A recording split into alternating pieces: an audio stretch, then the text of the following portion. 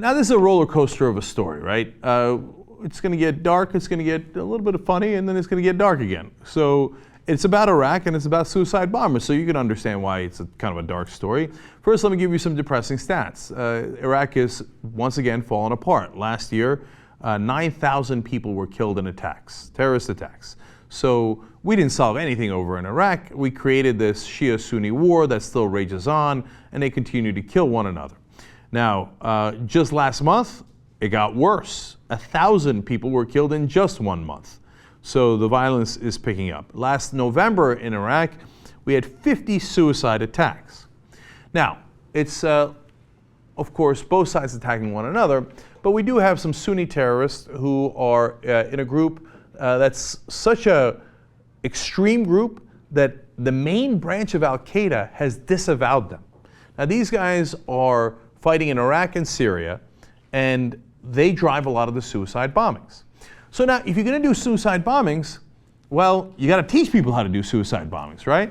Well, that's a bit of a perilous business. And over here, our own, gun nuts will talk about, oh yeah, gun safety, yeah, right, okay. And then we've done how many stories where in the middle of demonstrating gun safety, they'll accidentally shoot someone.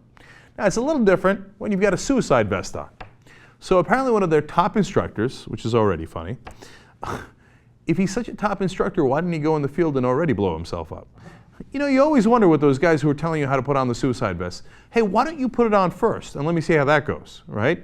But no, this guy's job was to teach people how to do the suicide bombings. So he's got a whole bunch of dozens of potential suicide bombers around him in this remote terrorist camp, and he's demonstrating it, and he thinks that the bombs are not loaded. So he shows them, and then you press the button. That was the very last thing he showed them, because in fact, the bombs were loaded. Not only did he blow himself up, he blew up 21 other potential terrorists in that camp, 22 militants killed, 15 others wounded, and if that weren't enough, of course the giant bomb that went off led the authorities to find their camp, where they found 10 other vehicles at least packed with explosives, heavy weaponry, and 8 other militants were arrested. Listen, if there's one job you should be bad at, it's suicide bombing. I'll take it every time. You want to screw up a suicide bombing and just have it kill yourself and your fellow militants? That's awesome. Terrific. Now, I'm not the only one happy about that. The Iraqis, of course, are happy about it. There was a recent bombing in an area where a popular falafel shop was blown up, and residents of the area were ecstatic to hear this news. One guy said, I hope that their graves burn and all the rest of them burn as well. I was not happy with the number killed, though. I wanted more of them to die, as I remember my friend who was killed by a suicide bomber in 2007. Man, Iraq is a mess. I mean, so many people know people that were killed because the whole country's on fire. But don't worry, we brought them democracy. Yeah, we liberated Iraq. How's that going for us?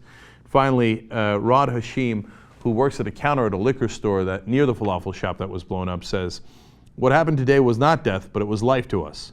Those 22 who were killed today might have killed hundreds of Iraqis, hundreds of innocent souls. May they burn in hell. Man, we went into that country for no damn reason. They did not attack us on 9/11. They did not have weapons of mass destruction. But now, they are destroying themselves. Maybe not with weapons of mass destruction, but definitely a lot of weapons, including suicide vests. Luckily, in this case, the guys trying to do the damage did the most damage to themselves.